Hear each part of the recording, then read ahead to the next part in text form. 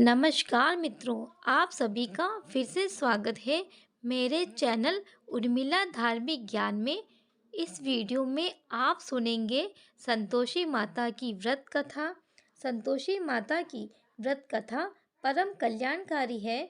जो शुक्रवार के दिन उपवास रखता है और संतोषी माता की कथा सुनता पढ़ता है, उसका दुख दूर हो जाता है और जीवन में सुखों की वर्षा होने लगती है।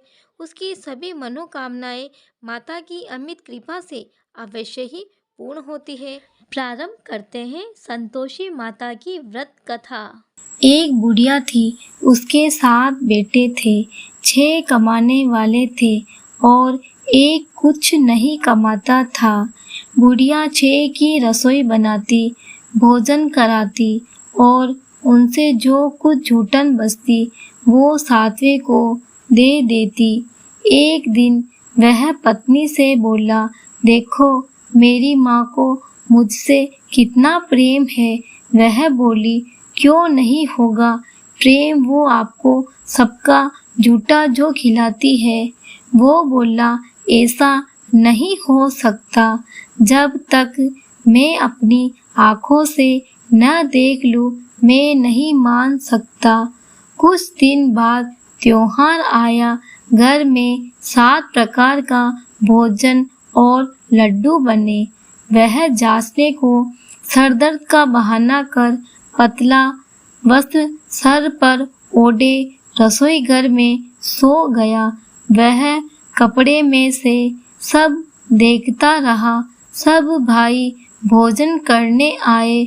उसने देखा माँ ने उसके लिए सुंदर आसन बिछाया, हर प्रकार का भोजन रखा और उन्हें बुलाया। वह देखता रहा।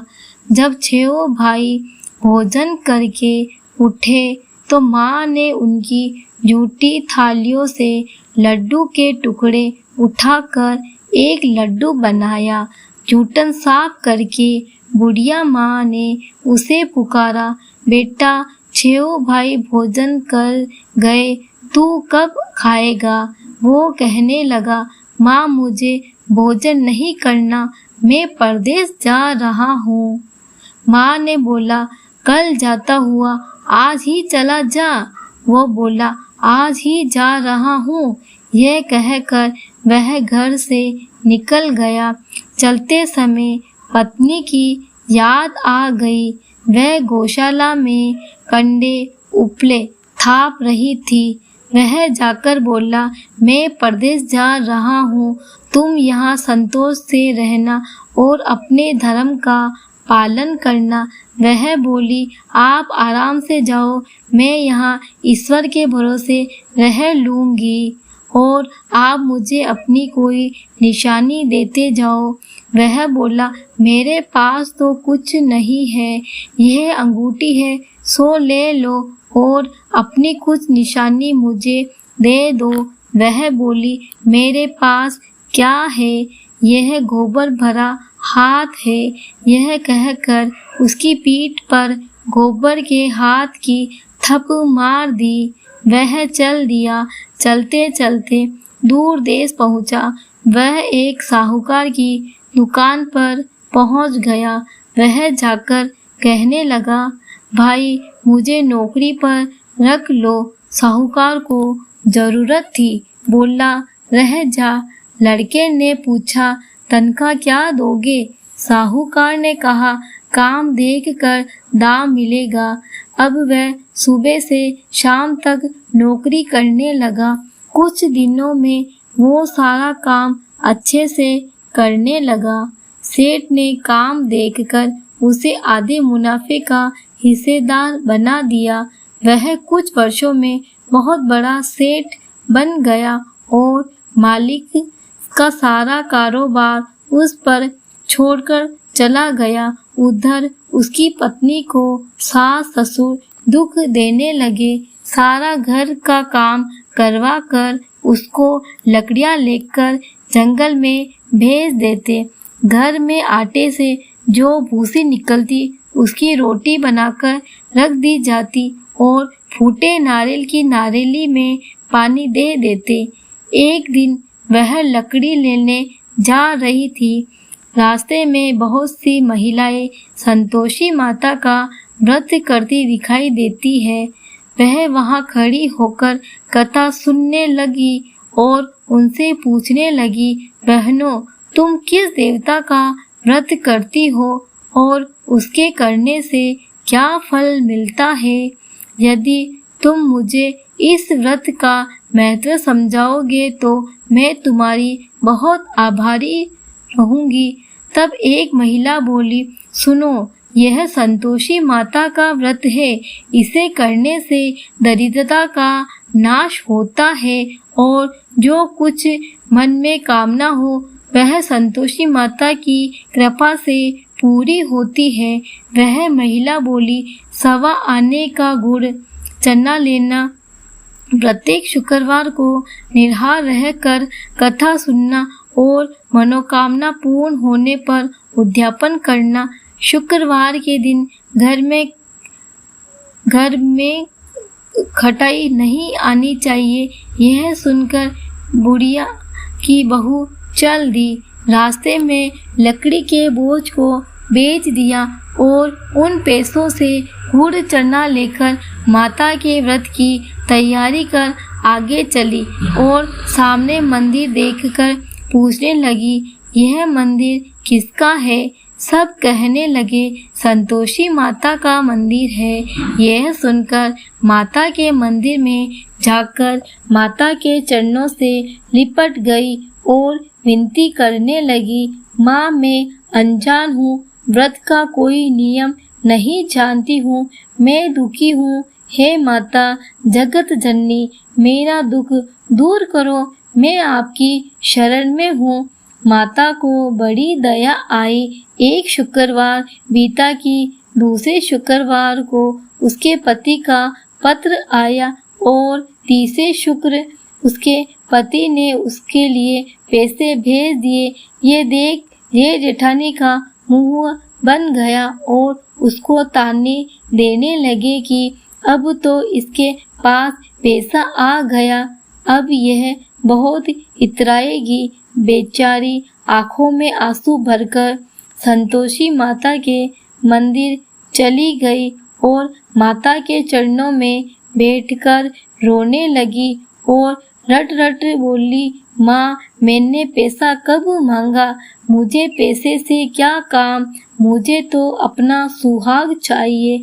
मैं तो अपने स्वामी के दर्शन करना चाहती हूँ।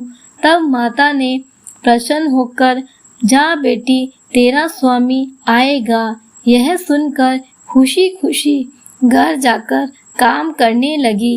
अब संतोषी माँ विचार करने लगी, इस भोली पुत्री को मैंने कह तो दिया तेरा पति आएगा, लेकिन कैसे? वह तो इसे स्वप्न में भी याद नहीं करता। उसे याद दिलाने को मुझे ही जाना पड़ेगा। इस तरह माता उस बुढ़िया के बेटे के स्वप्न में जाकर कहने लगी, साहूकार के बेटे सो रहा है या जगता है? वो कहने लगा, माँ, सोता भी नहीं जगता भी नहीं, कहो क्या आज्ञा है? माँ कहने लगी, तेरा घर बार कुछ है कि नहीं? वह बोला, मेरे पास सब कुछ है, माँ बाप है, बहू है, क्या कमी है?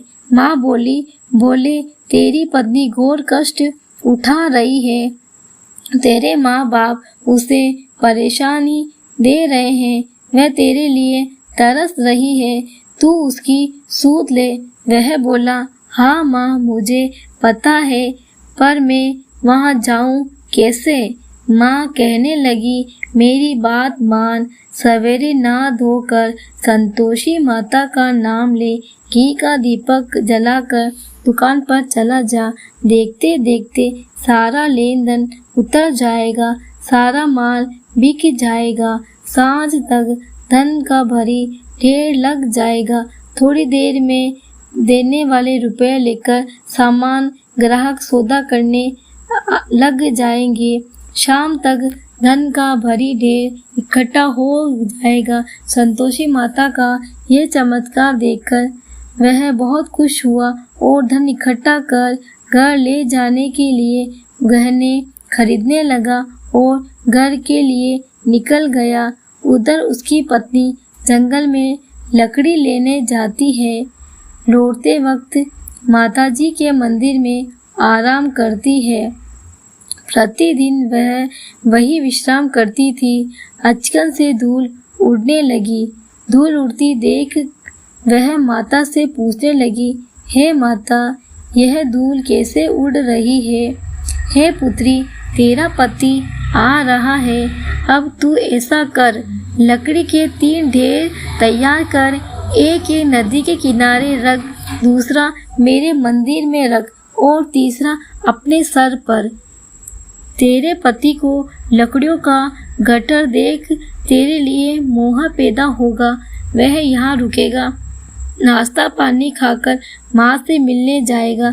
अब तू लकड़ियों का बोझ उठाकर चौक पर जाना और गट्ठर नीचे रख कर जोर से आवाज लगाना, लो सासू जी, लकड़ियों का गट्ठर लो, भूसी की रोटी दो, नारियल के खेपड़े में पानी दो, आज मेहमान कौन आया है?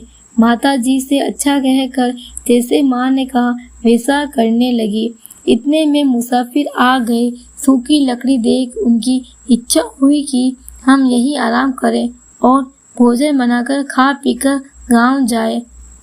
आराम करके गांव को चले गए। उसी समय सिर पर लकड़ी का कट्टर लिए वह आती है। लकड़ियों का बोझ आंगन में उतारकर जोर से आवाज लगाती है, लो सासू जी, लकड़ियों का गट्ठर लो, भूसी की रोटी दो, आज मेहमान कौन आया है? यह सुनकर उसकी सास बाहर आकर अपने दिए हुए कष्टों को भुलाने के लिए कहती है, बहू ऐसे क्यों कह रही है? तेरा मालिक आया है, आ बैठ, भोजन कर, कपड़े गहने पहन। उसकी आवाज सुन कर उसका पति बाहर आता है। अंगूठी देख व्याकुल हो जाता है। माँ से पूछता है, माँ ये कौन है? माँ बोली, बेटा ये तेरी बहू है। जब से तू गया है तब से सारे गांव में भटकती फिरती रहती है। घर का कामकाज कुछ नहीं करती, 4 पहर आकर खा जाती है। वह बोला, ठीक है माँ, मैंने इसे भी देखा और तुम्हें भी। अब दूसरे घर की चाबी दो, उसमें रहूँगा। माँ बोली, ठीक है। तब वह दूसरे मकान की तीसरी मंजिल का कमरा खोल सारा सामान जमाया। एक दिन में राजा के महल जैसा ठाट बाट बन गया। अब क्या था, बहू सुख भोगने लगी। इतने में शुक्रवार आया। पति से कहा, मुझे संतोषी माता व्रत के उद्यापन करना है। पति बोला, खुशी से कर लो। वह उद्यापन की तैयारी करने लगी। जेठानी के लड़कों को भोजन के लिए कहने गई। उन्होंने कहा ठीक है, पर पीछे से जेठानी ने अपने बच्चों को कहा भोजन के वक्त खटाई मांगना, जिससे उसका उद्यापन पूरा न हो। लड़के गए, खीर खाकर पेट भर गया, लेकिन खाते ही कहने लगे, हमें खटाई दो, हमने खीर नहीं खानी है। वह कहने लगी, खटाई नहीं दी जाएगी, यह तो संतोषी माता का प्रसाद है। लड़के उठ खड़े हुए, बोले, पैसा लाओ। भोली बहू कुछ जानती नहीं थी, उन्हें पैसे दे दिए। लड़के उसी समय इमली लेकर खाने लगे। यह देखकर बहू पर माताजी ने गुस्सा किया। राजा के दूध उसके पति को पकड़कर ले गए। जेठ जेठानी कहने लगे, लूट लूट कर धन लाया था, अब पता लगेगा जब जेल की मार खाएगा। बहू से यह सहन नहीं हुआ। रोती हुई मंदिर गई, कहने लगी, हे माता, ये क्या किया? हंसा कर अब भक्तों को रुलाने लगी। माता बोली, बेटी, तूने उद्यापन करके मेरा व्रत भंग किया है। वह कहने लगी, माता, मैंने क्या अपराध किया? मैंने भूल से लड़कों को पैसे दिए थे, मुझे क्षमा करो, मैं फिर तुम्हारा उद्यापन करूँगी। माँ बोली, अब भूल मत करना। वह कहती है, अब भूल नहीं होगी। अब वो कैसे आएंगे? माँ बोली, जा, तेरा पति तुझे रास्ते में आता मिलेगा। वह निकली, राह में पति मिला। उसने पूछा, कहाँ गए थे? वह कहने लगा, इतना धन जो कमाया था उसका टैक्स राजा ने मांगा था, वह भरने गया। वह खुश होकर बोली, अब घर चलो। कुछ दिन बाद फिर शुक्रवार आया। वह बोली, मुझे दोबारा माता का उद्यापन करना है। पति ने कहा, करो। बहू फिर जेठ के लड़कों को भोजन कहने के लिए गई। जेठानी ने एक दो बातें सुनाई और तुम सब लोग पहले ही खटाई मांगना। लड़के भोजन से पहले कहने लगे, हमें खीर नहीं खानी, हमारा जी बिगड़ता है, कुछ खटाई खाने को दो। वह बोली, खटाई किसी को नहीं मिलेगी, आना हो तो आओ। वह ब्राह्मण के लड़के लाकर भोजन कराने लगी। दक्षिणा की जगह उनको एक एक फल दिया। संतोषी माता बहुत प्रसन्न हुई। माता की कृपा हुई। 9वें मास में उसे सुंदर पुत्र प्राप्त हुआ। पुत्र को पाकर प्रतिदिन माता जी मंदिर में जाने लगी। माँ ने सोचा, यह रोज आती है, आज क्यों न इसके घर चलूं। ये विचार कर माता ने भयंकर रूप बनाया।